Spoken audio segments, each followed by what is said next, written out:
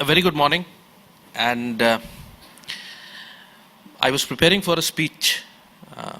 I hope not as long as everyone gave, because they had so much material and substance in it. But because I am last in the round, I kept my papers there because everything has been consumed.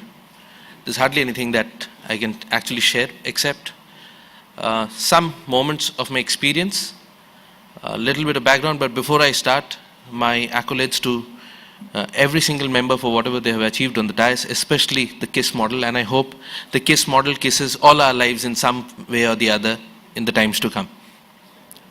To start with, a very warm good morning to all of you, including the panel on the dais. A bit of background to state that I come from a company. I had a company which actually looks after consulting for corporations majorly, and aligning their institutional social responsibility initiatives with the objectives of partners on the ground. We do not only limit ourselves to designing a campaign, but also to ensure that the resources are mobilized, they're managed, reported, audited, and submitted to the concerned regulatory authorities. Now that's a small thing. That's a small part. The main agenda of what I have to speak is the thin line between commitment and mandate.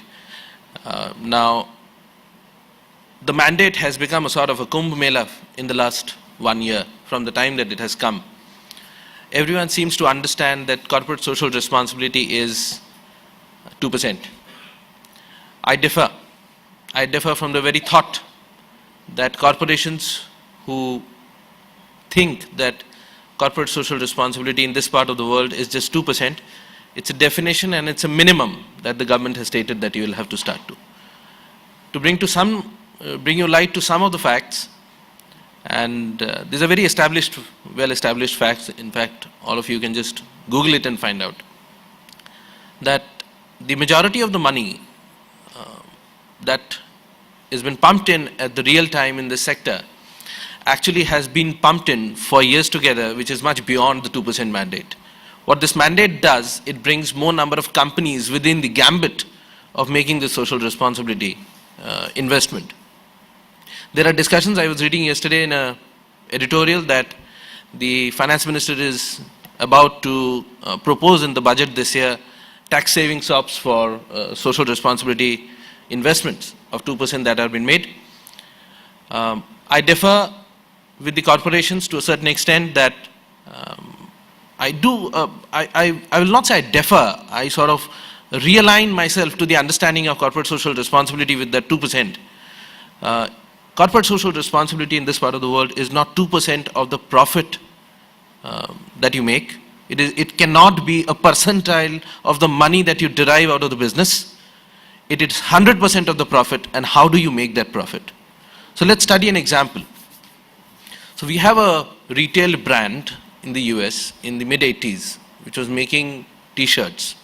And these t-shirts were been made in countries like Philippines and Bangladesh at the cost of labor that was coming with child labor, that was coming with stained labor, if I may say, at the rate of 12 cents per t-shirt. And the t-shirts were being sold at nearly about $174 in the US markets in those days.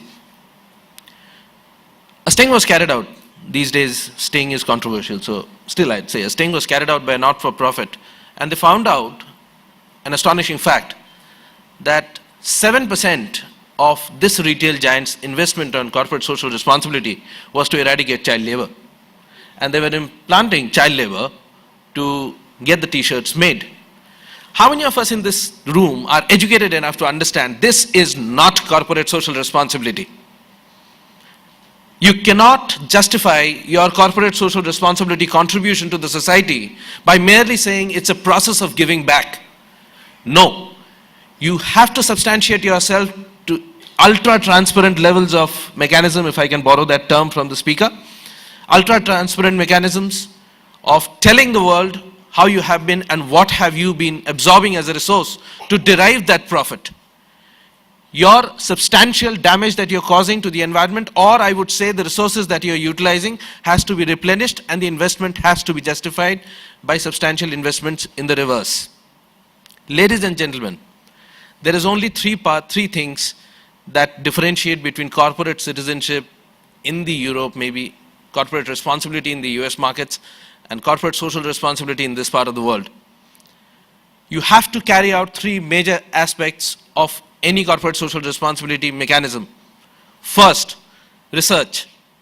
We are a consulting organization and we consult a lot of corporations. I won't take names. But ladies and gentlemen, I want to be very, very clear and authentic about the fact that most of the corporations do not do enough research before jumping into social responsibility initiatives.